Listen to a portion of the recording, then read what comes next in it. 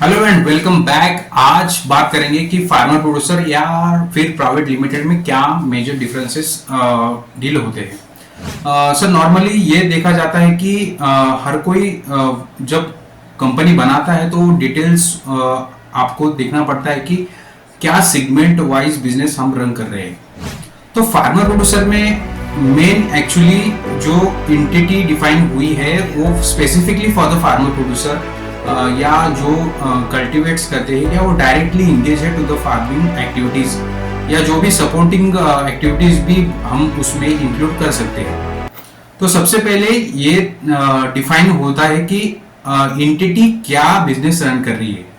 If it is dealing with the farming activity और जिसमें farmer ही include है तो ये फार्मर प्रोड्यूसर कंपनी होगी।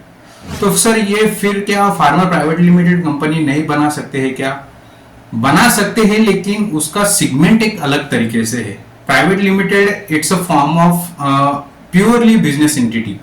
अगर मेंबर्स का स्ट्रक्चर देखे या फिर फार्मर प्रोड्यूसर में मेंबर्स का स्ट्रक्चर देखे तो थोड़ा सा एक अलग तरीके से डिफाइन हुआ है। फार्मर प्रोड्यूसर कंपनी एक बार बन जाती है तो उसके लिए फार्मर ही मेंबर्स बन सकते हैं या फिर जो भी प्रोड्यूसर एंटिटीज है या प्रोड्यूसर इंस्टीट्यूशन है वही इस कंपनी के लिए एक लीगल मेंबर्स की तरह ट्रीट किए जा सकते हैं। तो इसमें कोई भी ऐसा मेंबर्स जो कि without holding of a farming land या जो भी फार्मर के डेफिनेशन में नहीं आता है तो उसको फार्मर प्रोड्यूसर कंपनी में एज अ मेंबर बोल के ऐड नहीं किया जा सकता। वहीं पे अगर आप प्राइवेट लिमिटेड में मेंबर्स या प्राइवेट लिमिटेड का जो भी बिजनेस रन कर रहे हो तो उसमें मेंबर्स का डिफाइन एक स्ट्रक्चर डिफाइन है। उसमें क्लोजली हेल्ड प्राइवेट बोले तो क्या private is a terms where it is a family kind of business.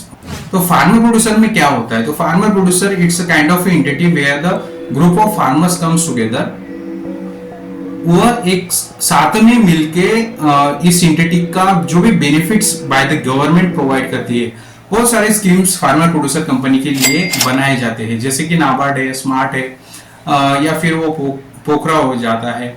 ये अलग अलग तरीके से जो भी इन्वेस्टमेंट स्ट्रेटेजी बनाती है governments for the developments of a farm sector या फिर फार्मर का इकोनॉमिक कंडीशंस को स्टेबलाइज करने के लिए या उसका इनकम सोर्स को कंसोलिडेट करने के लिए फार्मर प्रोड्यूसर कंपनी को इकोनॉमिकली साउंड बनाने के लिए ये एंटिटी को एक अलग कैटेगरी में डिफाइन किया गया है with the help of companies act 2013। तो फिर प्राइवेट लिमिटेड में क्या है सर? ऐसे कि फार्मर प्राइवेट लिमिटेड बना के क्या ये स्कीम का बेनिफिट ले सकते हैं? तो नहीं। प्राइवेट लिमिटेड सेगमेंट्स ये अलग है, फार्मर प्रोड्यूसर सेगमेंट्स अलग है। हम ये स्टार्टिंग से बात करते आ रहे हैं। तो प्राइवेट लिमिटेड में it's an purely business point of view वहां पे देखा जाता है। तो देखो, सबसे पहले फार्मर प्रोड्यूसर के मेंबर्स जो होते हैं वो सिर्फ फार्मर होते हैं। Private limited members can be different, family members भी हो सकते हैं, आपके फ्रेंड्स हो सकते हैं, आपके जो भी आप प्राइवेट जो भी मेंबर्स ऐड करना चाहते हो तो वहां पे वो ऐड हो सकता है।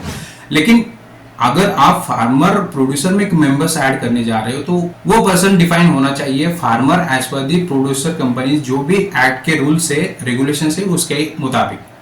अगर ये एक बार डिफाइन हो जाता है तो आप उसमें मेंबर्स उसमें इंक्लूड कर सकते हो। तो प्राइमरी बेस पे क्या प्रैक्टिस फॉलो होती है कि जो भी फार्मर है उसके इंडिविजुअल बेसिस पे उसके पास लैंड अगर होता है फार्मिंग के लिए तो वो पर्टिकुलर बंदा as a member of a farmer producer company member add हो सकता है। आगे चल के क्या ऐसे पॉइंट्स को हम और देख सकते हैं कि ये इसमें इंक्लूड नहीं हो सकता है। फार्मर प्रोड्यूसर की जो एजीएम होती है विद इन 90 डेज कॉल करनी पड़ती है। प्राइवेट लिमिटेड में जो एजीएम कॉल होती है वो after based on it's financial year define होती है। तो ये अलग एक डिफरेंस देखा जाता है with respect of its legal compliance. Farmer producer company के लिए प्राइवेट लिमिटेड यूज वर्ड नहीं किया जा सकता, उसके लिए सिर्फ फार्मर प्रोड्यूसर कंपनी लिमिटेड ये वर्ड यूज किया जाता है। तो ये अलग अलग तरीके के डिफरेंसेस अगर आप एनालिसिस करोगे तो आपको समझ में आएगा कि फार्मर प्रोड्यूसर एक अलग एंटिटी होकर उसको एक अलग क्राइटेरिया दिया गया है। वहीं पे प्राइवेट लिमिटेड सेगमेंट्स ये बिजनेस के पर्पस को मोटिवेट करने के लिए बनाया गया है। और जो गवर्नेंस क्राइटेरिया होता है for the purpose of business, वह प्राइवेट सेक्टर के लिए, प्राइवेट एंटिटी के लिए अच्छा माना जाता है। वहीं पे ग्रुप ऑफ मेंबर्स फार्मर्स कुछ स्कीम के लिए या फिर नया फार्मिंग एक्टिविटीज डिफाइन करने के लिए या फिर फार्मिंग सेक्टर में कुछ अलग करने के लिए अगर एंटिटी आप स्टैब्लिश करते हैं तो उसका governance structure farmer producer company को दिया गया है। तो आमतौर पर अगर ये सारी डिटेल्स हम देखते हैं या इस पे एक ही कंक्लूजन निकलता है कि दोनों एंटिटी मिक्सअप नहीं किए जा सकते। वहां पे डायरेक्टर्स ज्यादा होते, मिनिमम 5 डायरेक्टर्स वहां पे इंक्लूड करना पड़ता है। प्राइवेट लिमिटेड में सिर्फ 2 ही directors at a time of incorporation आपको देना पड़ता है। मेंबर्स वहां पे अनलिमिटेड हो जाते हैं। वहां पे प्राइवेट लिमिटेड की कॉन्सेप्ट को डिफाइन किया नहीं जा सकता। प्राइवेट लिमिटेड में लिमिटेड मेंबर्स ही अपन ऐड कर सकते हैं। अगर ये अगर दूसरे पॉइंट्स ये भी होता है कि प्राइवेट लिमिटेड ये कॉन्सेप्ट बेस्ड है विद द फार्मर प्रोड्यूसर।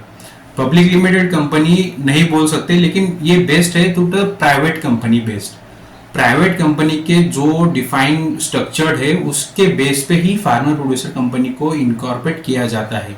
लेकिन ये प्राइवेट कंपनी को अलग से देखते हैं with respect of its farmer producer. तो फार्मर प्रोड्यूसर कंपनी का intention for the purpose of farming ये किया जाता है। तो आगे चल के ये बोला जा सकता है कि सर हम फार्मर प्रोड्यूसर कंपनी बना के सिर्फ फार्मिंग एक्टिविटी कर सकते हैं क्या? हम उसमें कंस्ट्रक्शन कर सकते हैं? तो नहीं। क्या हम इसमें ट्रेडिंग एक्टिविटी कुछ अलग without relation with the farming हम कर सकते हैं? तो इसका आंसर है नहीं।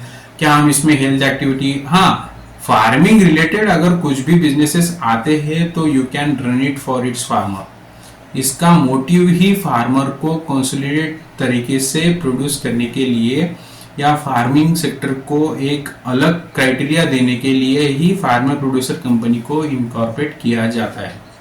तो ये मेजर डिफरेंसेस एनालिसिस करके आप ये जान सकते हो कि क्या प्राइवेट लिमिटेड का यूज होता है या फिर क्या फार्मर प्रोड्यूसर का यूज हो सकता है। तो इस वीडियो में ये हम डिटेल्स जान सकते हैं कि हमें आगे चल के क्या इनकॉर्पोरेशन करना है। फार्मर प्रोड्यूसर कंपनी इनकॉर्पोरेट करने के लिए आपको मिनिमम 10 मेंबर्स लगेंगे।